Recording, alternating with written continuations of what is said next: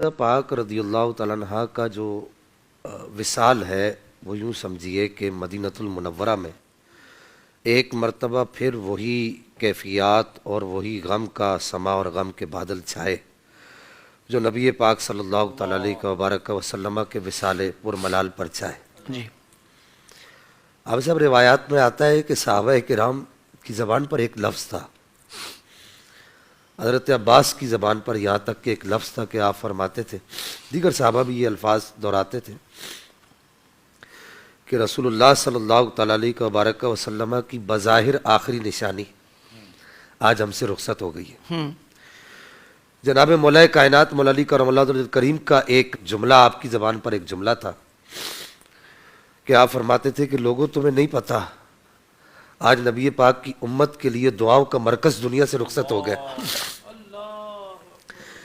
تو یہ آپ کے جنازے کی یہ کیفیات ہے. میں یہ بات میرے ذہن میں اس وجہ سے آئی کہ حافظ صاحب مجھے ایک بات بتائیے کہ مفتی صاحب میں آپ سے بھی اور جو لوگ مجھے اس کے پیچھے جو سن رہے ہیں کیمرے کے پیچھے, میں ان سے بھی ان کے سامنے بھی درد دل رکھ کر ایک بات پوچھنا چاہوں گا کہ آپ کے دل میں آپ کے سینے میں اگر دل ہے تو مجھے بتائیے کہ مدینے میں اتنا بڑا کوہرام مچ گیا تو کیا ایسا ہو سکتا ہے کہ اس مدینے میں قیامت صغرا قائم ہو گئی ہے اور صحابہ کرام کی ہچکیاں بند گئی ہیں اور صحابہ کرام دیواروں میں سر دے دے کر رو رہے ہیں, تو کیا ایسا ہو سکتا ہے کہ صدیق اکبر کو پتہ نہ چلا ہو؟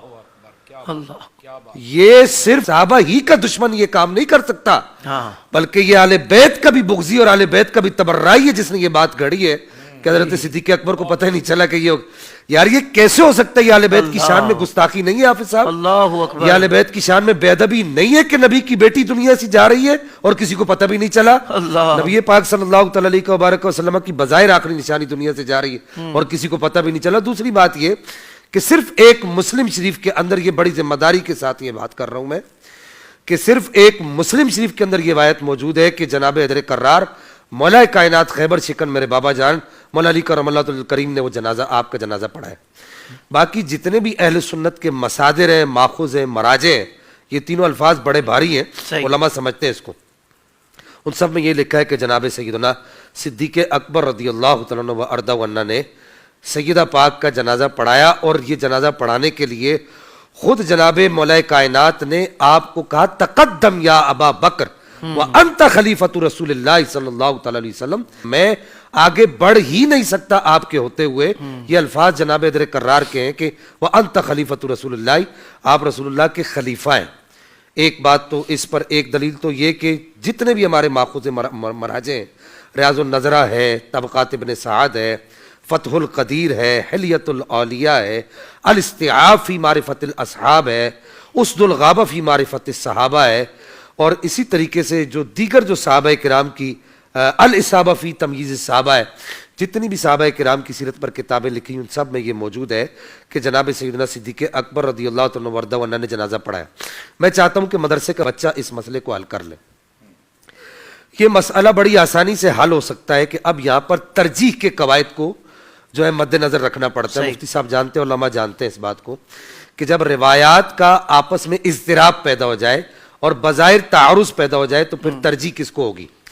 اس وقت ترجیح کے قواعد کو مد نظر رکھتے ہوئے ایک ترجیح کا قاعدہ یہ بھی ہے کہ بنو ہاشم کے اندر یہ اصول تھا کہ بنو ہاشم کا کوئی بھی بزرگ اور بنو ہاشم کی کوئی بھی بزرگ شخصیت فوت ہوتی تھی تو سلطان وقت خلیفہ وقت اس کا جنازہ پڑھایا کرتا تھا.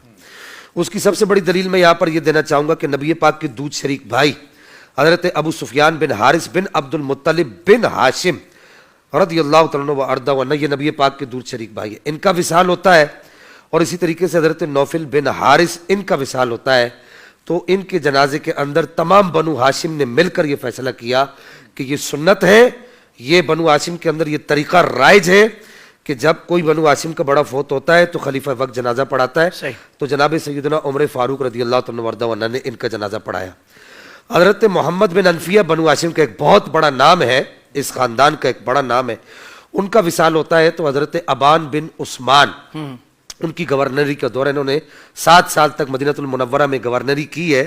علامہ ابن حجر اسقلانی نے اپنی کتاب جو ہے تہذیب التہذیب ہے اس کے اندر آپ نے اس کو لکھا، اور اسی طریقے سے امام عز الدین نے اسد الغابہ کے اندر لکھا کہ حضرت محمد بن حنفیہ کا جب وصال ہوا تو آپ کے بیٹے حاضر خدمت ہوئے کس کے پاس؟ حضرت سیدنا عثمان غنی کے پاس. صحیح. انہوں نے آ کر کہا کہ الفاظ دیکھیے گا، انہوں نے کہا نحن نعلم ان الامام اولا بالصلاۃ، نحن نعلم ان الامام اولا بالصلاۃ ولولا ذلك ما قدمناک. ہم اس بات کو جانتے ہیں کہ ہمارے بنو ہاشم کے اندر یہ پوری رسم ہے، اور بنو ہاشم کے اندر یہ پورا ایک نظریہ پایا جاتا ہے کہ ہمارے یہاں اگر کسی بزرگ شخصیت کا انتقال ہوتا ہے تو ہم اس کا جنازہ وقت کے خلیفہ سے ادا کرواتے ہیں. تو آپ فتقدم فصلی علیہ، تو حضرت ابان بن عثمان رضی اللہ تعالیٰ عنہ آگے بڑھے اور انہوں نے آ کر جنازہ پڑھایا. اسی طریقے سے امام حسن کا وصال ہوتا ہے، یہ میں اس پر آپ کو نظائر پیش کر رہا ہوں. امام حسن کا وصال ہوتا ہے تو امام حسین جاتے ہیں گورنر مدینہ کے پاس، سعید بن العاص اموی کے پاس. ان کے پاس جا کر کہتے ہیں کہ ہمارے ہاں یہ سنت ہے، یہ طریقہ رائج ہے، سنت سے مراد یہ طریقہ رائج ہے کہ یہ آپ کو آگے بڑھنا پڑے گا. فلولا انہا سنہ ما قدمتک، اگر یہ سنت نہ ہوتی تو میں آپ کو آگے نہ کرتا، میں اس کا زیادہ حقدار ہوں. امام حسن کا جنازہ ہو رہا ہے. اللہ. حضرت عباس کا جنازہ ہو رہا ہے. حضرت عباس جو بنو ہاشم کے یوں سمجھیے کہ سرپنچ ہیں اور سر خیل ہیں، ان کا جنازہ ہو رہا ہے. تو اس وقت جو ہے حضرت عثمان غنی کی بارگاہ میں حاضر خدمت ہوتے ہیں اور آ کے حضرت عباس کے بیٹے کہتے ہیں کہ ہمارے یہاں یہ سنت ہے کہ جو ہے خلیفہ وقت جو ہوتا ہے وہ جنازہ پڑھاتا ہے، تو آپ جنازہ پڑھائیے.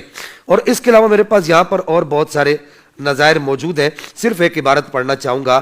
ان فاطمہ رضی اللہ تعالیٰ عنہا لما ماتت دفنها علی اللیل واخذ بدبع ابی بکر الصدیق فقدمه یعنی فی الصلاۃ علیہا. جناب مولا کائنات نے حضرت ابوبکر صدیق کو کندھوں سے پکڑا اور کندھوں سے پکڑ کر ایسے کھینچا اور کھینچ کر کہا کہ وانت خلیفۃ رسول اللہ، کہ جب رسول اللہ کا خلیفہ موجود ہے تو علی جنازہ نہیں پڑھائے گا. تو جب نبی پاک علیہ الصلوۃ والسلام کے خاندان کے لوگوں کا یہ طریقہ تھا تو کیا یہ مولا کائنات کو طریقہ معلوم نہیں ہوگا؟ تمام بنو ہاشم اس طریقے کو جو ہے وہ اپنا رہے، تو مولا کائنات نے کیا یہ طریقہ نہیں اپنایا ہوگا؟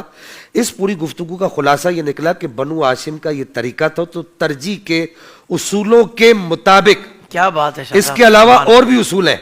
آج جو ہے وہ کچھ لوگ اٹھتے ہیں وہ کہتے ہیں کہ جی تعارض ہے. تو میں نے کہا مولوی صاحب تعارض ہے تو آپ ہم سے پوچھیں نا، ہم کس لیے بیٹھے ہوئے؟ علی کے گھر کے لوگ ہیں، آپ کو بتائیں گے کہ تعارض کیسے اٹھایا جاتا ہے. تو یہ تعارض اسی طریقے سے اٹھے گا. فقہ کی ساری کتابیں پڑھ لیجیے اس باب میں، بس میں آخری بات کہوں گا، بات طویل ہو رہی ہے. فقہ کی اصول حدیث کی ساری کتابیں پڑھ لیجیے. یہ اصول ہے اور یہ قاعدہ ہے کہ جب بھی کوئی نماز ہوگی تو سلطان وقت خلیفہ وقت پڑھائے گا. تو اس اصول اور اس قاعدے کے مطابق جناب صدیق اکبر نے جنازہ پڑھا ہے. صحیح. شرح نہج البلاغہ جو ابن ابی الحدید کی ہے اس میں بھی یہ بات لکھی ہے، اور اسی طریقے سے فروع کافی میں بھی لکھا ہے کہ جنازہ پڑھانے کا حقدار خلیفہ وقت ہوتا ہے. صحیح.